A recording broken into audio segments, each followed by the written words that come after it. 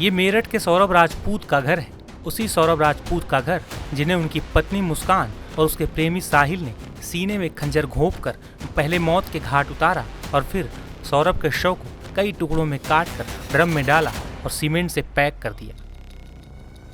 तस्वीरों में नजर आ रही महिलाओं में एक महिला सौरभ राजपूत की मां है और दूसरी उनकी बहन। बेटे की हत्या के बाद मां सदमे में है तो बहन भी गमगीन है। बताया जा रहा है जब कई टुकड़ों में कटा हुआ सौरभ का शव उनके घर पहुंचा तो मां और बहन दहाड़े मार कर बिलख उठी। वहीं मुस्कान को लेकर सौरभ की मां और बहन ने कई चौंकाने वाले खुलासे किए हैं। मुस्कान यहाँ पे कभी शादी के बाद आई थी, कभी रहने के लिए यहाँ पे? हाँ, 2 साल रह के गई है। 2 साल बकायदा रह के गई है वो। उस दौरान उसका कैसा बिहेवियर था मुस्कान का? उसका तो गंदा ही था। किसी से कुछ करना नहीं, कुछ काम नहीं, कुछ नहीं। चलो वो भी कुछ नहीं, मगर शांति से खाना पीना तो खाओ, लड़ाई तो मत करो। मोहल्ले में प्रदर्शन दिखाना, गाली गलौज करना। जाते समय उसने ये कहा था जब लड़ाई हुई थी कि आपको आपके बच्चे का चेहरा नहीं देखने देंगे। हाँ, यूं ही कह के गई थी वो। क्या कहा था? कहती तो मैं तो ऐसा कर दूंगा कि तुम अपने लड़के का चेहरा ही नहीं देखोगे। कभी अच्छा उस दौरान आपको लगा कि ये कुछ मैजिक वेजिक टाइप का या नशा करती है, कुछ इस तरीके का भी है? यहाँ जब तक हमारे पास थी जब तक तो कुछ नहीं था। उसके बाद करती होगी तो हमें पता नहीं, वो उसकी माँ बताएगी। सौरभ से उसका बिहेवियर कैसा था? इस बारे में भी हमें पता नहीं। जब मियाँ बीवी दोनों सही होंगे जब भी तो रह रहे होंगे। अच्छा, जब ये बात भी सामने आई कि 3 तारीख के बाद यानी 4 तारीख के बाद आपकी सौरभ के फोन पे चैट से बात हो रही थी, क्या बात हो रही थी? बस ऐसे ही कि भाई तू होली पे घर आ रहा है, तो उसने कहा था कि हाँ, मतलब वैसे फोन पे बात हुई थी कि होली पे घर आ रहा है, तो उसने बोला था कि मैं घूमने जाऊंगा और उससे पहले ही अगर मिल जाऊंगा तो ठीक है। तो मुझे लगा ठीक है, होली के बाद मिल लूंगी, कोई ऐसी समस्या नहीं है। बस इतना ही था। 2 तारीख को। हाँ, 2 तारीख को मम्मी। हाँ, मैंने करवाया था फोन। आपके मोबाइल फोन पे चैट्स कुछ मैसेजेस भी आए थे? हाँ, है।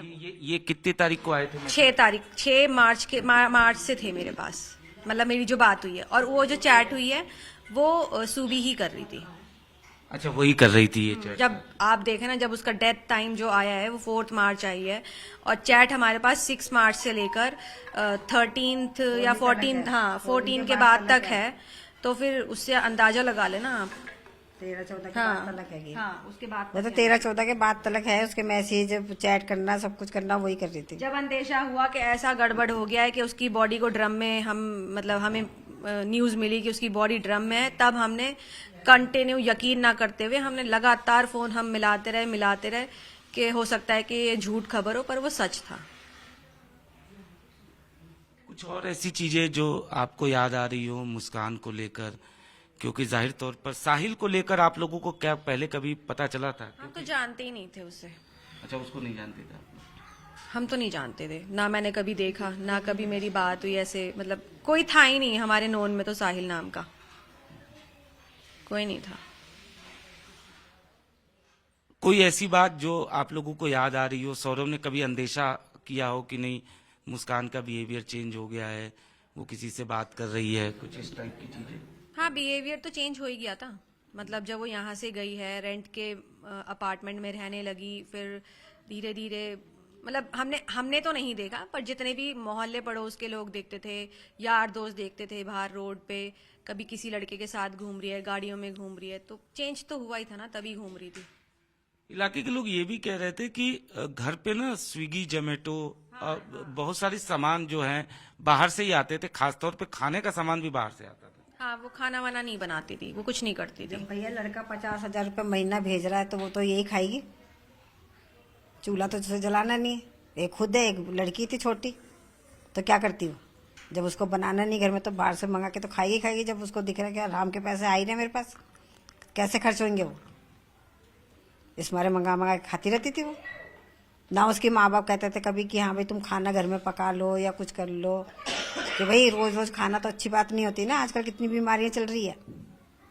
मगर कोई मतलब ही नहीं उनको भी, वो भी अलग रहते थे, वो भी अलग रहते थे। माँ बाप का ये कहना है कि हमारा दामाद जो था वो तो बहुत अच्छा था, वो अच्छे से रखता था बेटी को, बेटी में ही कमी थी, बेटी ही ऐसी थी। ये तो भैया उन्हें पता होगा ना, जब मकान दिला दिया उन्हें तो वो तो मकान दिला दिया, गाड़ी दिला दी, सोने चांदी की चीजें दिला दी, और क्या होगा? तो वो तो दामाद तो अच्छा ही दिखाई देगा, किसको बुरा दिखाई देगा? एक बात चिंकी जी, पुलिस से आप लोगों की बात हुई होगी, जांच के दौरान ये बात सामने आया है कि साहिल को मुस्कान ने बाकायदा ये बताया कि उसकी मरी हुई माँ से हमारी बात होती है, उसने वध करने के लिए कहा। इस टाइप की चीजें, मतलब ब्लैक मैजिक कह सकते हैं या आप कह सकते हैं अंधविश्वास, इस टाइप की चीजों के बारे में पुलिस से आपकी कोई बात हुई? नहीं। किसकी माँ की मरी? साहिल की? साहिल की। मुस्कान जो है वो साहिल को ये कहती थी, ऐसा कुछ आप लोगों को पुलिस ने बताया कुछ? नहीं, हमारी ऐसी कोई बात ही नहीं। हमारी को पुलिस वाले टाइम पे तो कुछ ऐसी बात हुई नहीं है। हम तो बस यही चीज नहीं समझ पा रहे थे कि उसने मार कैसे दिया, बस यही बात थी। ऐसा मैजिक वैजिक के बारे में तो हमें कोई नहीं पता चला है। वो तो जब साहिल के घर का पूरा इन्वेस्टिगेशन हुआ है तब जाके सामने आया कि उसके घर में ये सारी चीजें मिली हैं। हमें तो पता भी नहीं कि कौन साहिल, कहाँ रहता है साहिल, हम नहीं जानते कुछ भी। आखिरी सवाल, आप माँ हैं, क्या चाहती हैं पुलिस से, कानून से, सरकार से आप क्या चाहती हैं? भैया उनको तो फांसी होनी चाहिए, ऐसे को तो जिंदा रहना नहीं चाहिए। इंसानियत के नाम पे भी कलंके हूँ। हमारे से तो यही गुहार है, सरकार से, योगी जी से, मोदी जी से, सबसे यही गुहार है हमारी कि ऐसे आदमी को तो जिंदा रहना ही नहीं है। जो चारों पांचों ने सबने मिलके जो भी कुछ करा है उनका न्याय होना चाहिए और हमें न्याय मिलना चाहिए। चारों पांचों ने 2 लोग, वो तो हमें न्याय मिलना चाहिए। मुस्कान और वो साहिल, वो तो हैं ही। उसके मम्मी, उसके पापा, उसका भाई और उसकी बहन, वो भी मिले हुए थे। बिना किसी के मिले कोई काम नहीं हो सकता।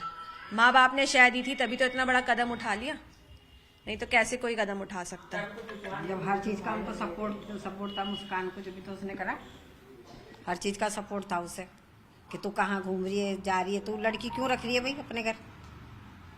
वो लड़की छोड़ छोड़ के उनके पास चली जाती थी। शादी के समय जब सौरभ शादी कर रहे थे उस वक्त आप लोगों ने इसका विरोध किया था, आप लोगों ने क्या समझाया था, क्या? हमें समझाने समझने अगर हमने विरोध किया हुआ था, अगर विरोध करते हम, जब ये भागी थी, इसी के घर वालों ने हमारे ऊपर केस लगाया कि हम लेके भागे हैं। हमारे ऊपर पुलिस हमको प्रेशराइज कर रही थी, हम जगह जगह भागे भागे फिर रहे थे, टॉर्चर कर रही थी हमें पुलिस। अगर हम कल्प्रेट होते तो हम मतलब ये चीजें क्यों फेस करते? हुआ क्या था, मतलब वही मैं समझना चाह रहा था। नहीं, हुआ ये था कि लड़की खुद भाग के हमारे घर आई थी। हमारे घर में आई थी, चुंगी पे। हाँ, मतलब चुंगी पे आई थी, चुंगी पे खड़ी थी वो। मतलब कुल मिला के मुस्कान ने प्रेशर बनाया था सौरभ से शादी करने के लिए, ऐसा। यही बात थी। हाँ, यही था। वो सो रहा था, बाहर बुलाया। हाँ, उसने फोन कर करके उसे बुलाया और वो चला गया। अब भगवान जाने उसकी भी बुद्धि सीधी थी। मना कर रहा था जाने के लिए, तो कह रही नहीं, तू मुझे लेके चल। उसके बाद इसकी माँ पुलिस लेके आ गई।